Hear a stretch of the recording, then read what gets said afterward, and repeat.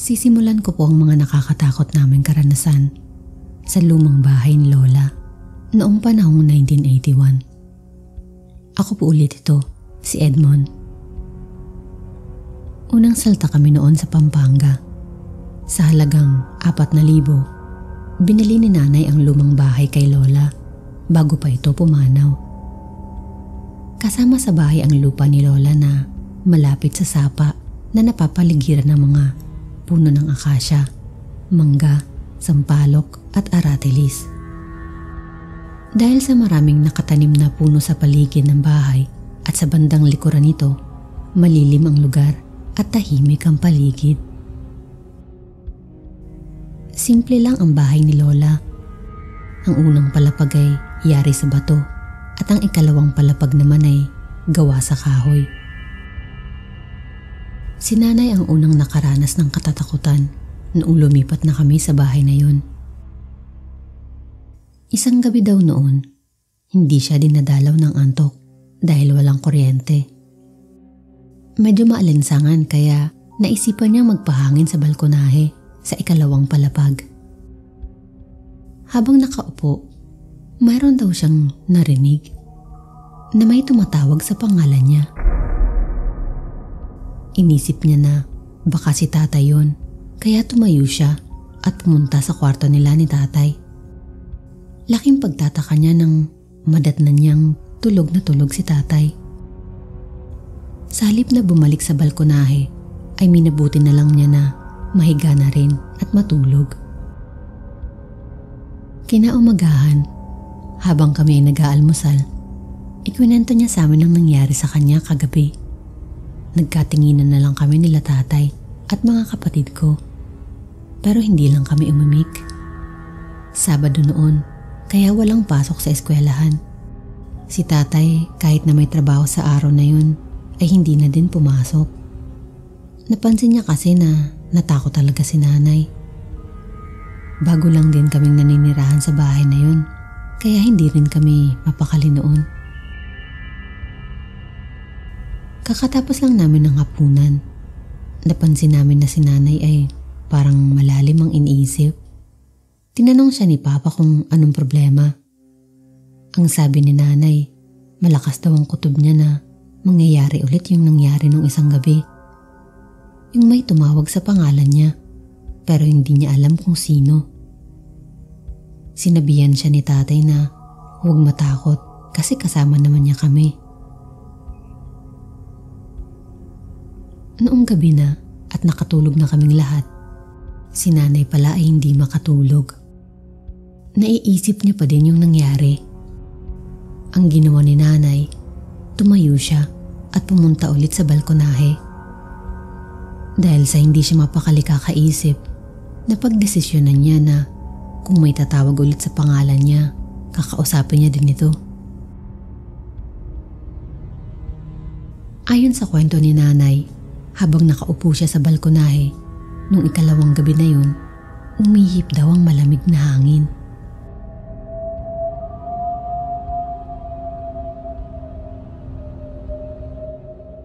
At maya-maya pa, ay narinig niya ulit ang boses na tinatawag ang pangalan niya.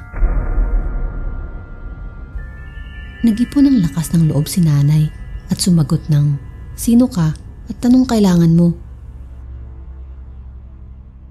Isang boses ang sumagot sa kanya na ayon kay nanay ay isang boses na tila ba nanggagaling sa ilalim ng balon kapag narinig mo. Ang sabi nito, "Linda, huwag kang matakot, sasamahan kita."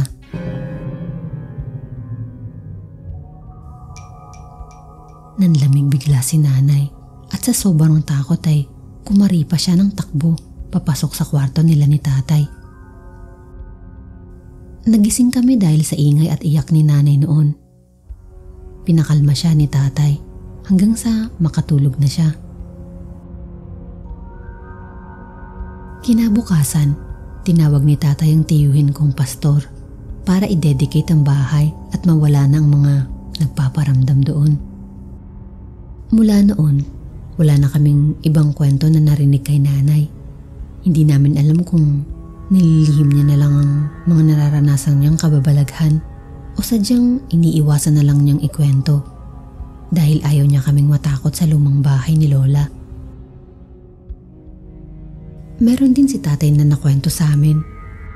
Isang araw daw noon, pauwi na siya galing sa mga tiyahin ko nang makasalubong niya sa eskinita malapit sa bahay namin ang isang matandang babae. Maliit daw ito at may mahabang buhok.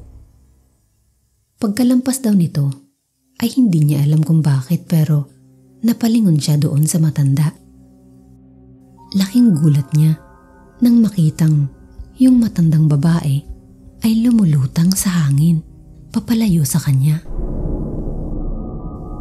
Inalis niya agad yung tingin sa matanda at binilisan niya na lang paglalakad pa uwi sa bahay. Noong taon ding yun, nagsimula na akong makaranas ng mga pagpaparamdam. 11:30 na noon ng gabi, Huwebes. Nanonood ako ng isang mystery horror series nang makaranas ako ng hindi maipaliwanag na pangyayari. Nakaupo ako noon sa sala, malapit sa TV at medyo malayo sa bintana. Sinadya kong patayin ng ilaw para may thrill ang aking panonood. Tanda ko pa noon na nagpupunas ako ng Escanol sa muka. Pagkatapos kong gamitin ng bulak ay tinapon ko ito sa bintana at bumalik ako sa may aparador. Laking gulat ko nang maramdaman kong may kung anong dumikit sa akin. Paglingon ko, nakita ko yung bulak na tinapon ko na nalaglag sa sahig. Nagtaka ko kasi malayo na ako doon sa bintana pero nakuhang bumalik ng bulak na para bang may nagtapon ito pabalik sa akin. Medyo nakakatawa na akong iisipin sa ngayon pero totoo po itong nangyari. Sumilip ako noon sa bintana para makita kung may tao doon. Wala naman at yung mga kapatid ko ay nasa kwarto na sa itaas. Sa takot ko, binuksan ko yung ilaw at pinatay na ang TV. Umakyat na lang din ako sa kwarto para matulog. Kinaumagahan, kwento ko kay tatay ang nangyari. Ang sabi niya sa akin, huwag daw ako magpapatay ng ilaw kapag nanonood ng TV. Noong isang gabi daw kasi na nanonood ako, nakita na naman ni tatay si Lola. Nakadungaw daw sa bintana at nakatingin sa akin. Kinilabutan talaga ako noon kaya hindi na ako nanood ng TV mag-isa simula noon. Naranasan ko din na parang may pumitik sa akin sa bandang tagiliran ko. Yung pakiramdam ko noon ay yung malakas na pitik na galing sa isang goma. Madilim noon at nasa kwarto ako para may kunin na damit. Kinapa ko pa noon yung paligid sa pag-aakalang pinaglalaroan ako ng kapatid ko. Pero walang tao sa kwarto. Ako lang. Kada may mangyayari sa akin na kakaiba sa bahay na yun, hindi ko na lang pinapansin. Ang sabi ni tatay, magdasal lang daw. May kwento din sa amin yung nakakatanda kong kapatid na babae. 8:00 daw noon ng gabi. May umaakyat ng ligaw kay ate noon. Si Julio. Kababata niya at nakatira sa kabilang baryo. Bago daw niya hinarap ang manliligaw, ay pumunta muna siya sa kusina para magsipilyo. Habang nagmumumug daw siya, ay napansin niyang dahan-dahang bumubukas ang pintuan ng likod bahay. Ang pintuan na yun ay nakaharap sa kusina, kaya kitang-kita niya ang pagbukas nito. Nanlaki ang mga mata niya nang bumugad sa kanya ang isang babaeng nakasuot ng puting damit at walang mukha. Nakalutang daw ito sa hangin. Kumaripas ng takbo si ate papuntang sala habang sumisigaw. Pagkatapos ng nangyari ay ilang araw din siyang nilagnat.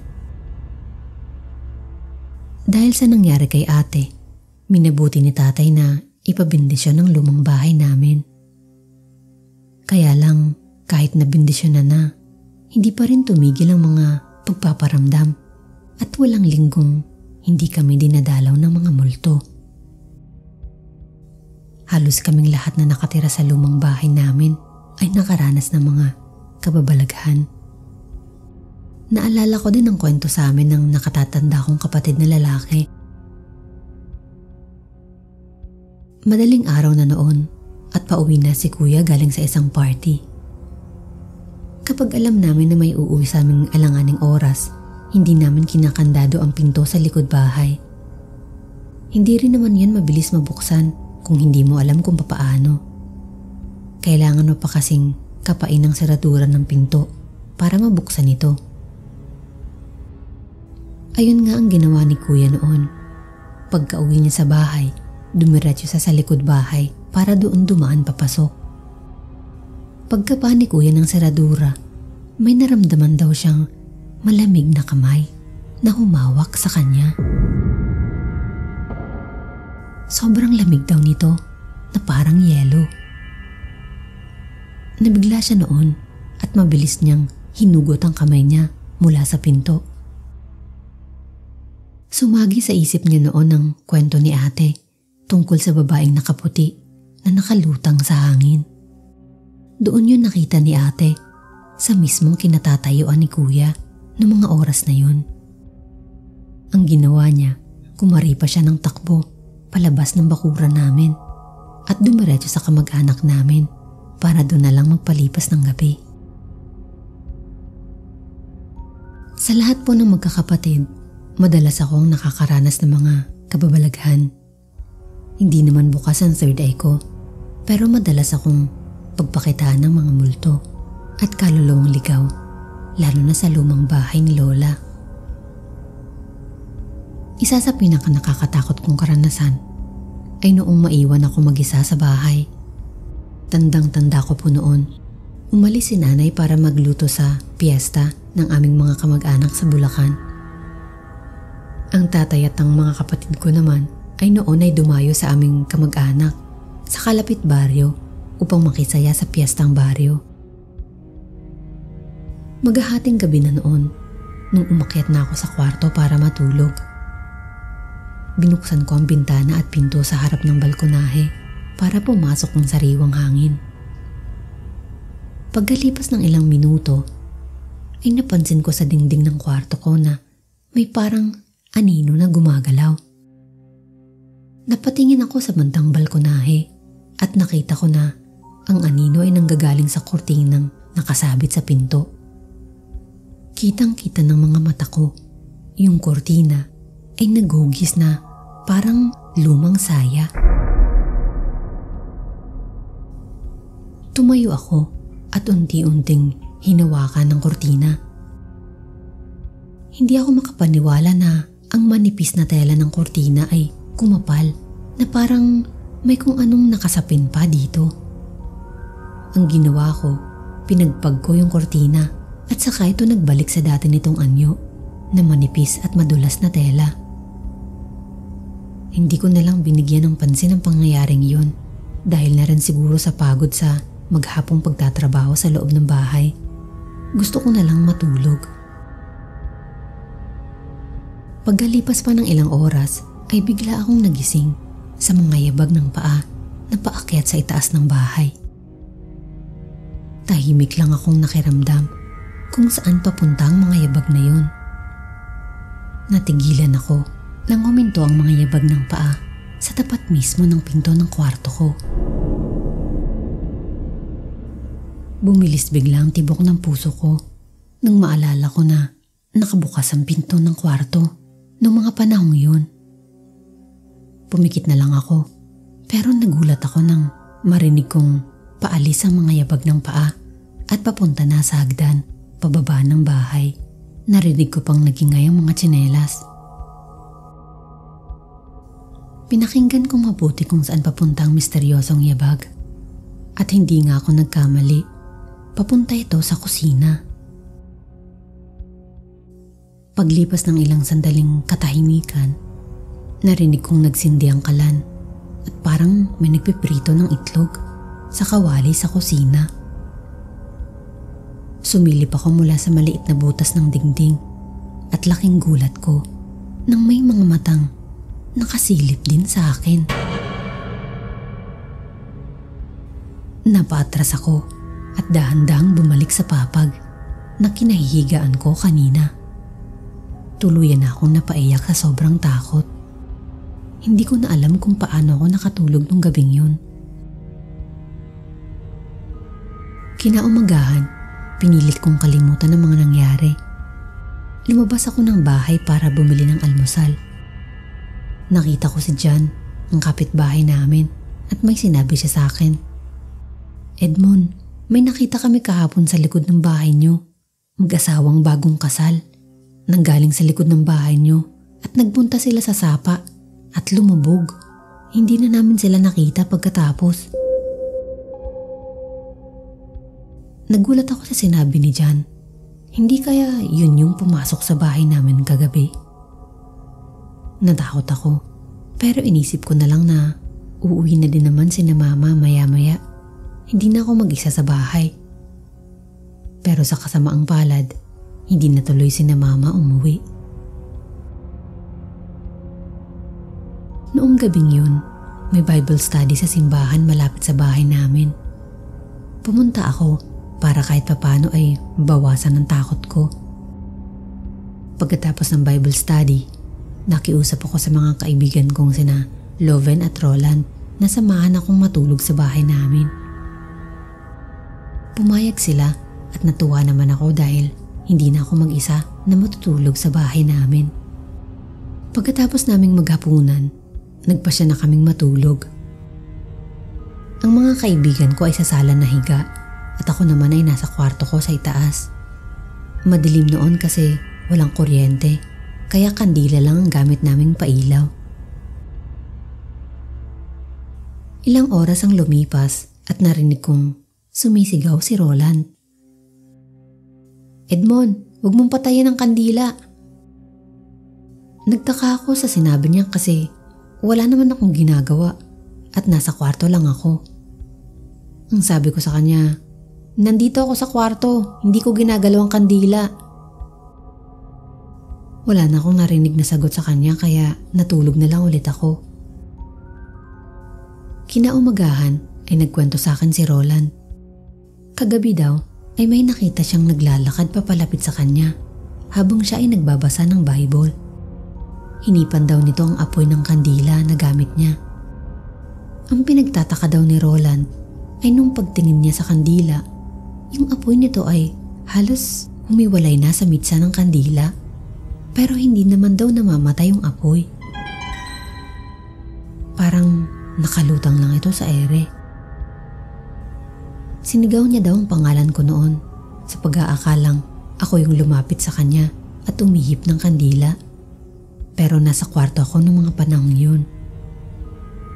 Dahil sa pangyayaring yun, kumalat sa aming baryo na ang bahay namin ay isang haunted house. Hindi ko halos mapaniwalaan na maging ang mga kapitbahay namin ay hindi rin nakaligtas sa mga nakakatakot na karanasan. Ayon sa kwento ng isa naming kapitbahay, mga alas 5 ng umaga ay narinig niyang sumisigaw si Vina.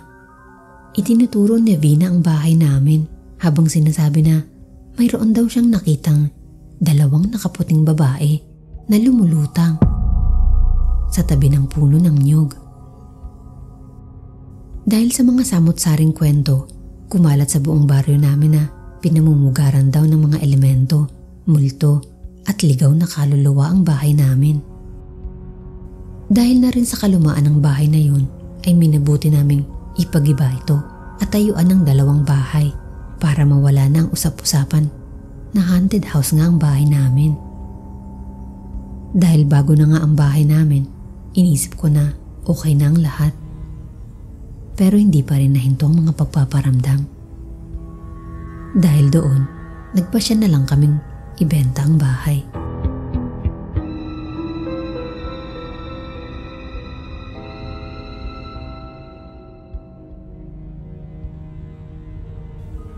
Maraming salamat sa pakikinig at maraming salamat din kay Edmond para sa kwentong ito.